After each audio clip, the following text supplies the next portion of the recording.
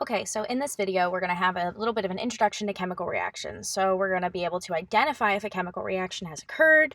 We're going to identify the major parts of a chemical equation, including products, reactant, state, and coefficient. We'll be able to count the number of types of each atom in a chemical equation. So that's kind of where we're going to go in this video. So let's get started. Okay, so first and foremost, I wanted to remind you what is a chemical reaction. So chemical reactions are a transformation of one set of atoms or molecules into another set of entirely different chemical identities. So remember, this means you'll have something different at the start than you do at the finish. The chemical formulas at the start will be different than the chemical formulas at the end. And there are many different kinds of chemical reactions, so we'll add them to our toolbox throughout the semester, but this chapter is just meant to get you reading and understanding the basics of chemical reactions. So I want you to be able to look at a chemical equation, be able to read it, understand it, love it, all that good stuff. So down here, I have a picture depicting a chemical reaction. This is actually water decomposing into O2, oxygen, and H2 molecules. So we can see that on the left we have something entirely different. We have one red oxygen molecule with two white hydrogen molecule or atoms, sorry. On the left-hand side to make up that water molecule, these are water. And then over here we have the hydrogen and oxygen molecules, so O2 gas and H2 gas. Remember, they're some of our diatomic gases, so they form those molecules of two. So that's kind of what we're looking at here. Let's keep going. So how do we even know if a chemical reaction has occurred? So we had the evidence of chemical reactions lab. So this was lab 2. So we saw temperature change, we saw color change, we saw precipitation of a solid, we saw evolution of a gas. So these are all evidence that a chemical reaction has occurred. However, you have to be careful because if the color lightens, it can indicate dilution rather than an actual chemical reaction. So you have to be careful. Are you just seeing the color get lighter because it's getting more dilute or less strong? Or is the color change an actual change in color? Because if it's a change in color, it's a chemical reaction. But you got to be careful a little bit there. If the color lightens, it can indicate dilution. So for example, in the post lab for lab 2, it asked a question about if you put water into coffee, is it a chemical reaction or is it a physical change? It's just a physical change. All we did was add a little bit of water to the coffee. Yes, the color of the coffee got lighter. However, all that is basically a cafe Americano. If you went to a coffee shop or something, you still know you're getting coffee in the end. You're just getting coffee mixed with water. So it's just a mixture. It's not actually a chemical reaction. So that's kind of one little tricky thing you got to be careful of with evidence of chemical reactions. But otherwise, if it literally changes to a different color, of course, chemical reaction. But if the color lightens, it might be dilution. So remember again, how do we know? Well, we've got different molecules at the start of the process than we do at the end of the process. And my goal is for you guys to be, so we're looking at the chemical reaction, we're looking at the chemical equation, we're looking at the ball and stick model, the space filling model, I don't know, a list of atoms, so that you can determine if the left-hand side of the chemical equation or the left-hand side of the picture or the start of the reaction matches the right-hand side or not. So my goal is that by the time we've talked about chemical reactions, you can definitely look at something and say, chemical reaction, not a chemical reaction. So I would like you to think a little bit about this picture here. Which of these two shows a chemical reaction? Go ahead and pause, spend some time thinking about this. So I believe it's the bottom pictures that represent a chemical reaction. So if we're looking at the top image up here, we can see that we have one black carbon atom with two oxygen atoms. These are all CO2 molecules. They're all the same. And then when I look at my end products to the right-hand side here, I see that I have one black carbon atom with two red oxygen atoms. So I still have the same connections, I still have the same molecule, same chemical formula, CO2, on the left-hand side and the right-hand side. It just looks like I'm going from the solid state maybe, or maybe the liquid state. I say the solid state because it's carbon dioxide, so we know it goes from solid to gas. That's dry ice. So I would say that's probably solid carbon dioxide going to gaseous carbon dioxide. When we're looking at the bottom picture here, I say this one better represents a chemical reaction because when I look at the left-hand side, I've got some hydrocarbons. So I've got some molecules that are made of just carbon and hydrogen. We call those hydrocarbons. So that'd be like propane, butane, methane, all the anes, all those natural gases. These are what... they're hydrocarbons. So we only see carbon and hydrogen on the left-hand side in our picture. But on the right-hand side, we can see that something's happened. We've somehow introduced some oxygen in here. We've got some red atoms. So now we see we have carbon dioxide, again, that same molecule that's up here. And we also have water, our best friend. So our red oxygen, 2 hydrogens, water.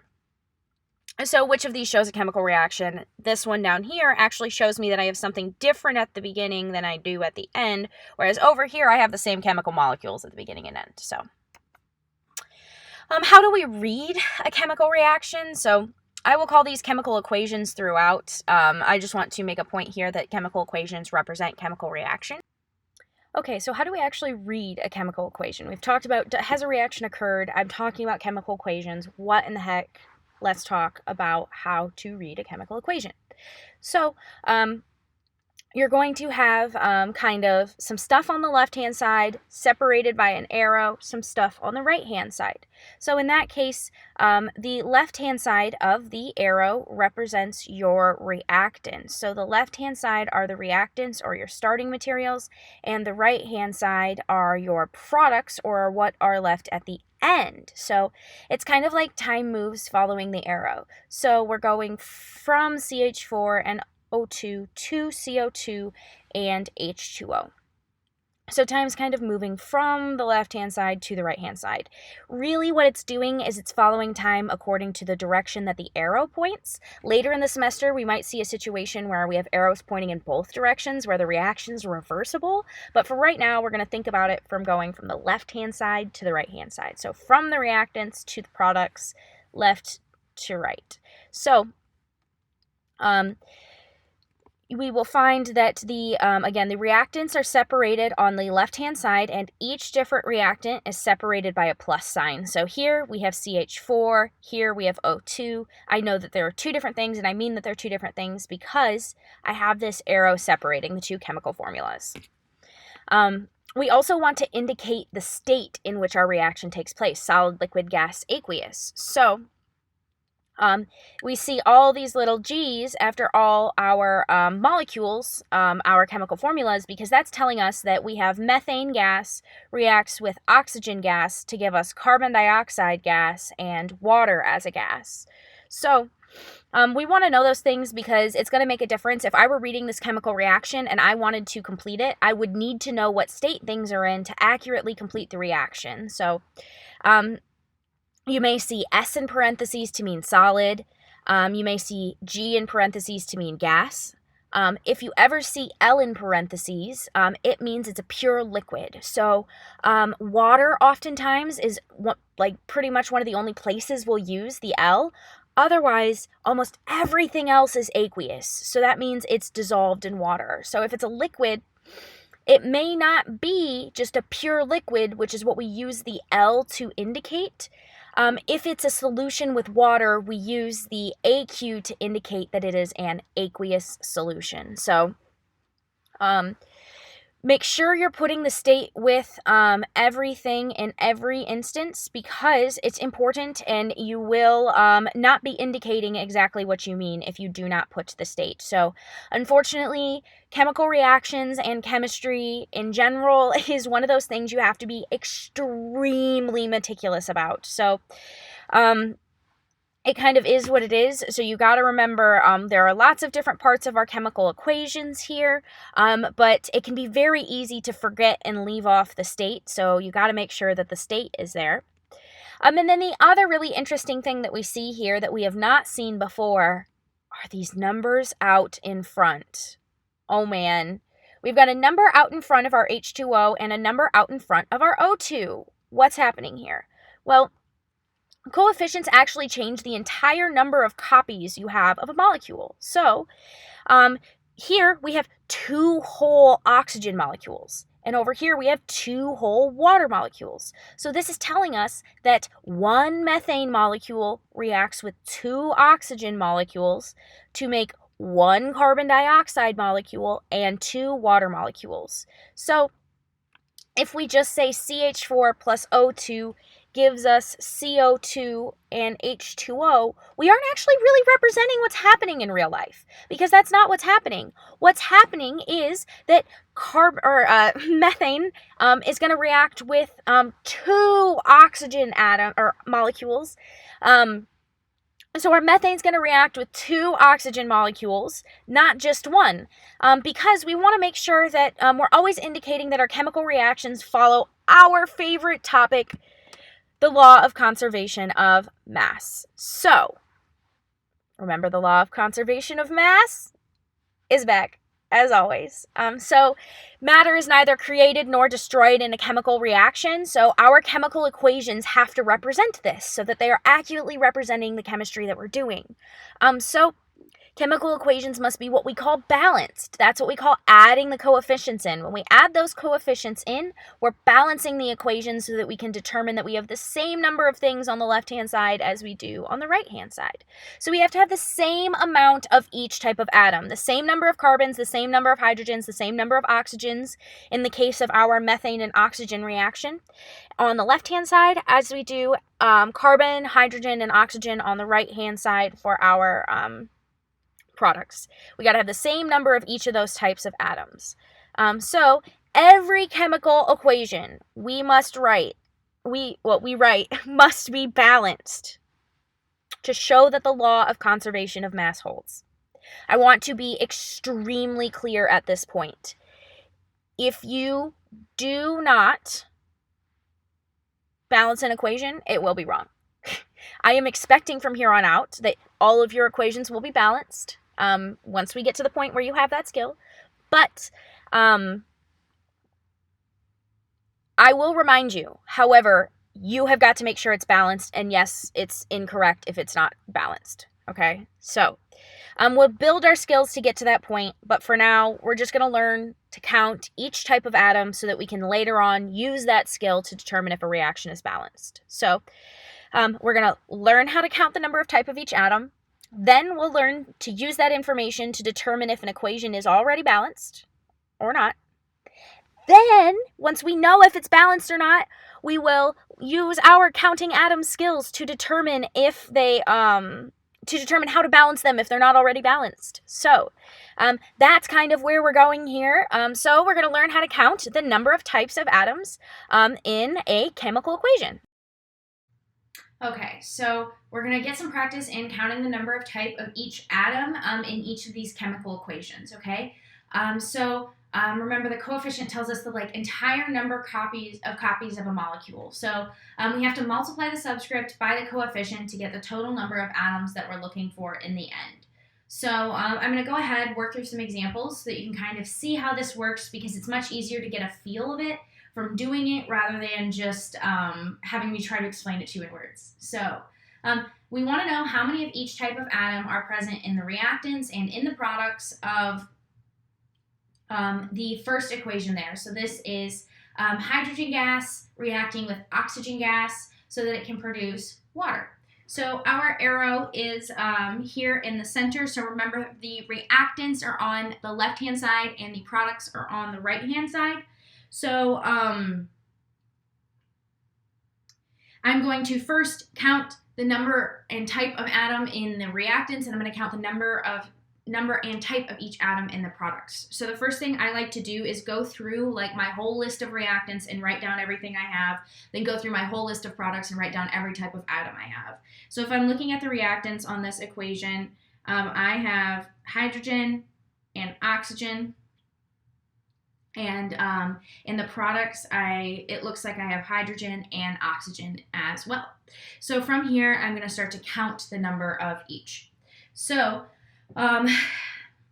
if I'm looking at this, I see that I have 2 hydrogen molecules. So each hydrogen molecule contains 2 hydrogen atoms. So if I have 2 hydrogen molecules, I have 4 hydrogen atoms. 2 from each hydrogen molecule. If I'm looking at oxygen, I just have 1 oxygen molecule. If we do not see anything written in front of our, we don't see a coefficient written, we don't see anything written out in front of our chemical formula like this, it counts as 1. Just as everything else in chemistry, we don't write the number 1, so if you do not see a coefficient, it means coefficient of 1. So my oxygen basically has a coefficient of 1, so I have O2 here, so I have 1 O2 molecule, so I get 2 oxygen atoms from my 1 molecule. So I have 2 oxygen atoms, okay? So in my reactants, I have 4 hydrogen atoms and 2 oxygen atoms. Now let's do the products. So if I'm looking at the products, I have 2 water molecules as my product. So if I want to know how many hydrogens I have, I got to kind of think it through. If I have 2 water molecules, I have 2 hydrogens in each water molecule. So I'm getting 2 hydrogen atoms from each water molecule I have. So therefore, if I have 2 hydrogen atoms in each molecule, and I have 2 molecules, I have 4 hydrogen atoms. 4 hydrogen atoms. And then when we're thinking about oxygen, we're thinking, okay, I've got 2 copies of this water molecule again. I've got 2 water molecules, so I must get 1 oxygen from each water molecule, so I have 2 oxygens. So in this case, each of our atoms has the same number of atoms on the left-hand side as it does on the right-hand side. So we have the same number of hydrogens in the reactants as we do in the products. Okay, so let's go ahead and count up the number of types of each atom in the second example. So in this case, we have CaCO3 decomposes into CaO and CO2. So I have calcium in my reactants, I have carbon in my reactants, and I have oxygen in my reactants. I'm going to look at my products. I have calcium in my products. I see eventually that I have carbon in my products and I have oxygen in my products. I generally like to make these lists for every kind of reaction that I'm going to do, but I also like to make sure that for my reactants and for my products that my list is in the same order all the way down. It just is going to make our life much easier anyways. So every time I'm listing this out, I try to keep the elements in the same order if I can. So I'm going to go ahead and count the number of each type of atom in the reactants, remembering that I'm only counting what's on the left-hand side of the arrow. So I see that I have 1 CaCO3 molecule, so therefore I'm getting 1 calcium from that, 1 carbon, and 3 oxygens. So 1 calcium, 1 carbon, 3 oxygens. When I'm looking at the products, I can start to count from the products. So if I'm looking at that, I have 1 calcium. If I look through my equation, I have 1 carbon. However, I still have 3 oxygen atoms. I'm getting 1 oxygen atom from the calcium oxide, and I'm getting 1 or 2 oxygen atoms from the carbon dioxide. So I'm getting 1 here from the calcium oxide and 2 here from the CO2. So I have 3 oxygen atoms in my products as well. So if I'm counting these up, I see that I've got 1 calcium, 1 carbon, 3 oxygens in that product side of that reaction. So we'll go ahead and do example number 3. But again, it's pretty straightforward. You just remember that the coefficient tells you about the number of copies of a molecule you have. So let's go ahead and do the last problem we see on the screen. So this is going to be BaCl2 aqueous. Remember that just means BaCl2 is dissolved in water in this case, plus Na2SO4. Sodium sulfate, and that is also an aqueous solution. That is going to yield BaSO4 solid and 2NaCl, and that's aqueous. Kind of ran out of space on the screen there. But 2NaCl, that's aqueous. So, let's go ahead and first make a list of reactants versus products, the number of type, or the type of each atom, not necessarily the number yet. So let's make a list of the types of each atom we have. So in this case, if I'm looking through the reactants, I see barium, I see chlorine, I see sodium, I see sulfur, and I see oxygen.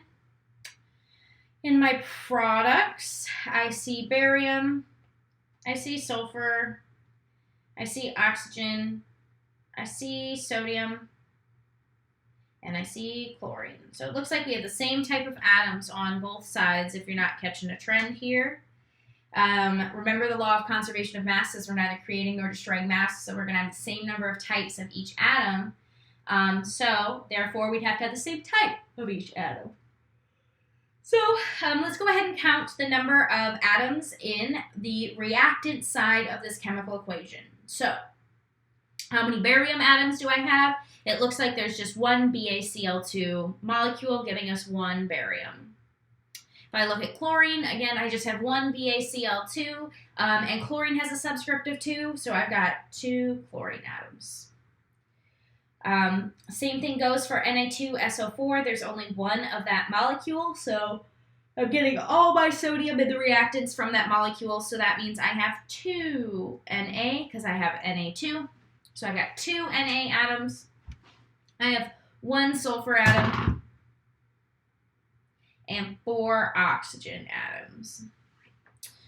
Okay, so 1 barium, 2 chlorines, 2 sodiums, 1 sulfur, and 4 oxygens. In the products specifically, I'm going to go ahead and count those up next. So, barium is, it looks like I only have 1 barium sulfate molecule, so I've got 1 barium. I'm looking through, I only see that 1 sulfur in the SO4. I have 4 oxygens from my SO4. However, when I check this out, I see that I have 2 sodium chloride molecules. So if I have 2 sodium chloride molecules, that means that I'm getting 2 copies of sodium, 1 from each molecule. So I've got 2 sodiums, and then I'm getting 2 copies of chlorine, 1 from each atom. So this is going to be 2 chlorine atoms. So that's how you count the number of each type of atom you have in a chemical equation.